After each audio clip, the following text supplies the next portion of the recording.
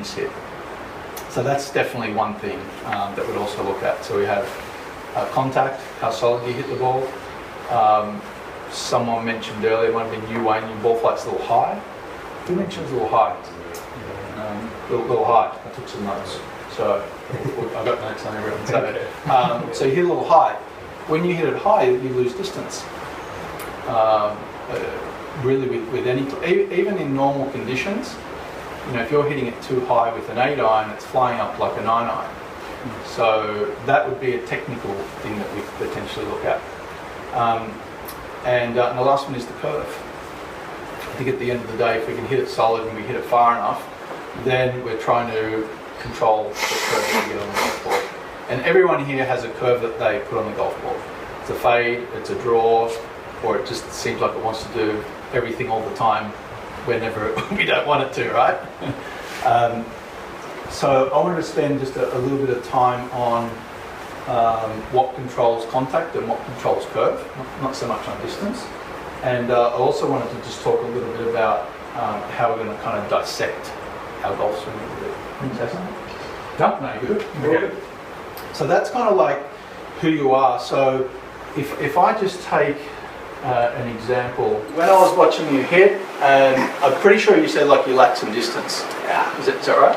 Yeah. I didn't write that there, but I'm pretty sure we spoke about that. So when I watching you hit, guys that play with my stature, and I tend to. You said they hit their wedges sometimes go the same way as your 8 iron. Yeah. So when I was watching you hit, my observation is you tend to hit the ball a little bit behind. Yeah. It's not going as far as what you want. And then I'm looking a little bit at like how your body moves and how your arms are moving, like to, you know, for that to happen. So if I was to assess like your swing, I always like to break it down into like really 3 basic areas. I look at if I could design a setup position to you that could help you to hit the ball more solid and potentially further, then I'll do that first. And that could be something like a club face change, a ball position change, how wide you stand, how narrow you stand, the direction you stand. That's, for anyone here, if you can make an adjustment in your setup, that's way easier than me telling you take the club more in, more out, more sideways, more up, more down, because we call that like a pre-swing. So, and pretty much everyone here today can probably make some sort of pre-swing adjustment to improve a part of their swing. I'm just kind of using you as an example. Yeah, sure. So I would look at that first, like where your weight is, how you're set up, and then I just basically look at how you're moving. And a lot of, I would say with you, is how you're moving, potentially like we'll just say in the backswing. So that would be the second thing I would look at. Is there something that you could do in the backswing, potentially, that could help you to hit it like more solid or straighter or whatever? Because I would also say that working on the backswing is way easier than working on the downswing. Why? Because the downswing happens in like a third of the time.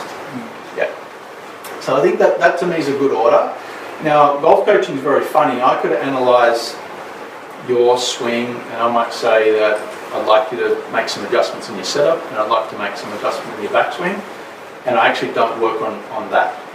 I might work on something completely different, because sometimes there's a funny way that we can go to get what we want like a lot faster, if that makes sense. So that I actually don't know the answer to for everyone, because that could be like highly individual. And often when me and Carol are coaching, we're actually in a little bit of an experiment mode. A good experiment, not like I'm going to try some weird stuff on this guy and pray that, you know, something good happens. But sometimes we have what we call plays. Just like, I'm not American, so I don't even know why I'm using that term. The analogy works well as like a basketball coach. Yeah. So, you know, we might try some different ideas on you all along the exact same lines. So in other words, it's the same, we're trying to get a certain upgrade, a certain adjustment, a certain change, but we might tell you in different ways. Because the first time mightn't quite click with you, the second time, you know, it gets closer. But then there could be just a certain way that we deliver it and we go, okay, that's going to work like really well for you. So just keep that in mind as we're working with you. We're going to work on some things that might look a little bit funky and whatnot. I do use a lot of social media. I do a lot of like before and afters, and sometimes people ask me like, how did you do that change? Like, how did you make a change in that? And literally, it's too hard to explain. So I had a boy yesterday who I did some work with, and I'll just borrow your club. Literally, his downswing drill from a normal backswing was this. He has to straighten his right leg and basically do that coming into the ground. This is what you told him to do. That's what I told him to do. Yeah. It makes no sense, looks ridiculous.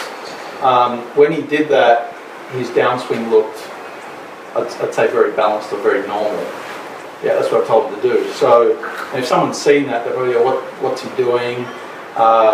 Because he has a lot of trust in me, he was fine. But that's basically his drill. Alex Noren, I don't know if some of you are familiar with him, there's lots of videos on him. You know, sometimes he does this wacky drill. I think it's something like that, right? It's close. His downswing looks nothing, or his delivery looks nothing like that. So that is us, I guess, using plays or experimenting a little bit to kind of push the envelope a little bit on trying to make a shift or trying to make a change. The thing that I love about ball flight, a lot of it can be done in setup. Yeah, I was watching a few of you guys hit before that said I sliced the ball, and I'm like, if they just made like these 2 adjustments in setup, all of a sudden they'd be drawing the ball. I think that's pretty powerful, so it's understanding a little bit on that sort of stuff as well. So just to kind of go back to the start, like understanding who you are is just knowing your tendencies. I think the longer that you work with like good coaches, you kind of figure that out and then you kind of stick to a plan, right? So you guys have been working for 6 months or more? Yeah, I would say now you guys have a pretty solid idea of like what you're doing and the direction that you're heading in. So when you come, Kieran's not going, we're not going to do that stuff we did the last 2 weeks. We're going to do like this new thing that I just read. But you're probably going to leave him. You're not going to walk away, right? I wouldn't tell him, but yeah. Yeah. Wouldn't book it in. Yeah. For me, it's like once we figure out the game plan, just stay on that roadmap for as long as you can, and try and keep your ears away from a lot of the stuff that's going on. Yeah, a lot of the outside, that we can get distracted with. A lot of the time is, the way that I like to frame it is each individual golfer has a puzzle for their golf swing. Let's say you've got the border already set.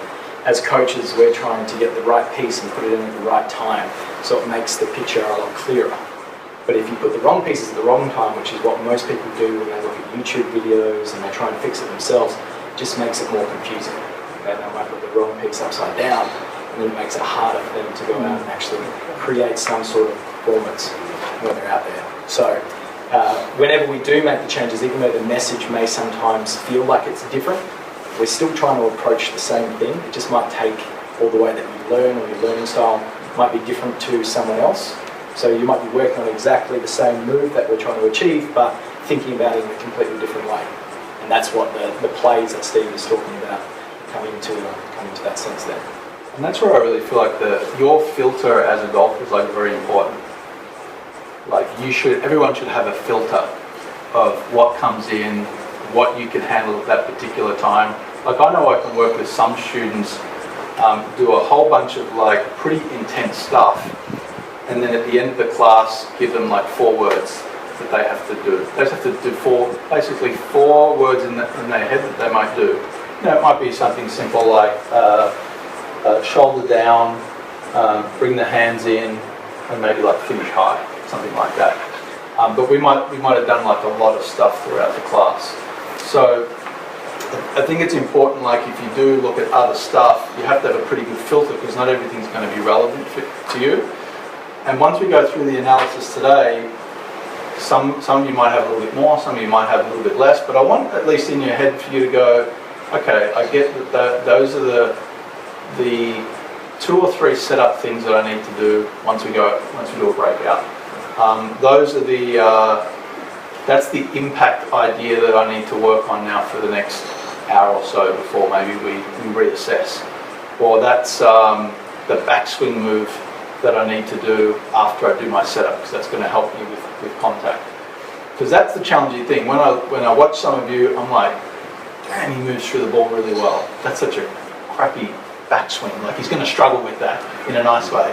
And then I'm looking at it. That's a great backswing. Like he didn't go through. Like why did he not move through the ball as well? So then it could be some more downswing stuff for some people and impact. For some of you, it could be just setup. Oh, I didn't know that if I did that with my setup, I can completely change the curve and the contact on my ball. You might go home already. Like that might be enough for you. So again, everyone's going to be a little different. Some of you are already working on stuff. Appreciate that. I'm going to as closely stick to, and maybe I'll get some feedback from Kara, especially the ones that have been working with him for a little bit longer time, to basically stay on that same journey, if you like, or pathway that you're already on, as much as possible. So those were the three things that I had down. I just wanted to make sure everyone knew, when they leave today, understand like who you are as a golfer, how to assess, try and assess different parts of your game, so you know maybe what are you going to chip away at over a period of time. What are your tendencies, which we'll get into with full swing, more exact, with contact, with direction, with potentially distance as well, and start to develop a filter so the information that's coming in is like very, very relevant to you. I was lucky enough to work with a young girl who just retired last year named Stacey Keating, Aussie girl, you might have even heard of her. She played like for about 8 years on the LET, won a few tournaments in Australia and stuff, and she was so good to work with, great personality. She went from a girl that couldn't break 80 when I first met her, around 17, one of the best amateurs in the country, won the Australian Amateur, got her LET card, won twice on the Ladies European Tour, struggled to get on the US Tour, maybe played a couple of half seasons there, and then ultimately retired like last year. She now works for Golf Australia, but she used to be in all of the camps, which I wasn't the national coach or anything, but she used to go to all the camps, and she would politely listen to the coach, and then after they suggested something, she'd go back to doing the drills that I told her to do. And only occasionally, if something sort of in her head like, oh, that kind of, it's a little similar to what Stephen said, and then she'd call me and she'd say, the coach suggested this drill, it's kind of similar to what we were doing, what do you think? And then I would just say, no, yeah, I think that's good, I think you could add it in there or not. So that's just an example of, I think, having like a good filter. I'm not saying that outside information can't help, but sometimes it can be very fleeting and it just gets you through a day, or just get you the money on the day, but it's not long lasting. Whereas we hope that what you're going to get out of today is going to be something that, one, it's going to have an impact straight away. I fully believe that. I think you could make a change on the spot. And two, it's something that you continue to work on over however long you want to work on it for. Be it until 6 months or retirement or whatever that is for you. Yeah. And I always tell my students, even some of the older ones, are you retiring at the end of the year? Most of them say no. So then I tell them, okay, well, this is what we're going to be working on, right? Unless you decide to retire, we're not going to do anything too crazy. We might just adjust the setup and get you going. But apart from that, if you're all in and your goal is to play the game for another 10, 20, 30, 40 years and stay healthy, then I would suggest to play it in a way that's going to make you a little more happy. One of the guys just said today, I just want to hit it more solid. I don't care how far it goes, I don't really care about my score, I just want to feel better about hitting the ball more solid. I think for me, it's a pretty easy goal.